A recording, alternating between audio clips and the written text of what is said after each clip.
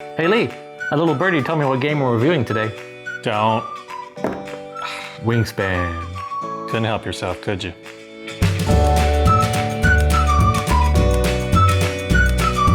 For all you bird lovers, Wingspan is a set collection, resource management. You do a lot of things, but basically you try and collect the most birds. Each player will have their own mat that they put their birds on. Each mat is divided into 3 sections with 5 spots where you can put birds, for a total of 15 birds. For the most part, each bird has their own unique ability that will happen when you activate it, play it, or trigger it. Each bird is also worth a certain amount of points that you will get at the end of the game. You can also get points by laying eggs, and then some of the other unique abilities let you collect resources or collect other birds underneath the cards. The ultimate goal after 4 rounds is to have the most points overall. We picked up Wingspan because we saw everyone on social media talking about it. We saw all the awards that it has won, and we were like, we gotta try this game out for ourselves. When I saw Wingspan, and I saw just, a bird on the front of it, I was like, meh. How exciting could birds be? Right.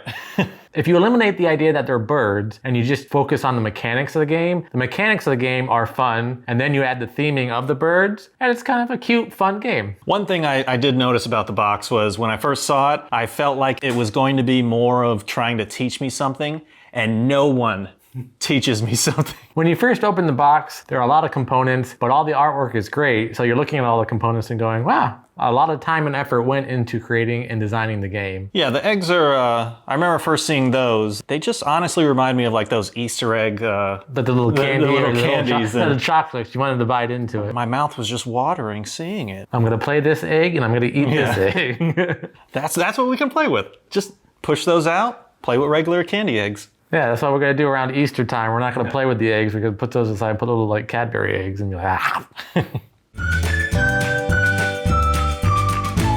When you first look at the board all laid out, ready to start the first game, you may be a little overwhelmed because there's a lot going on. The player mat is big, takes up a lot of area. You got all your eggs set up, you got all the food supplies set up. It takes up a lot of real estate on the table. So if you're not used to that, like you walk in, you see, oh, what game are we playing today? Kind of the different abilities, how to chain them, that ended up really drawing me in, and that's what I got hooked on the most. I would say that it more resembles almost a worker placement, and the cubes are your little workers for each round, and you say, okay, I'm gonna go here and do these objects. Each round you have a round bonus where you get points if you achieve a certain goal, and your little cube represents your spot in the round bonus, which means you lose 1 extra action each time. So the first go around you have 8 actions, then 7, then 6, then 5. So each action as the rounds go on gets more and more important that you have to figure out what you're going to do. I remember the first time we played Wingspan, I don't know if you were just testing the waters or what, towards the end of the 4th round, and you had a supply of food on your own thing, you had all this food. I'm like, are you gonna play a bird? You're running out of time here. I usually go for resources quick and fast. However, if you're not drawing enough cards or if you're not playing enough eggs, then you're really gonna hurt yourself towards the end, because that's when laying eggs or drawing cards will probably be more important. Unless you've established some kind of strategy where, okay, I need this resource, I gotta play this, I gotta do this, I gotta do this. Towards the end of the 4th round, everyone's just, all right, I'm gonna play all my squares left on the egg. So eggs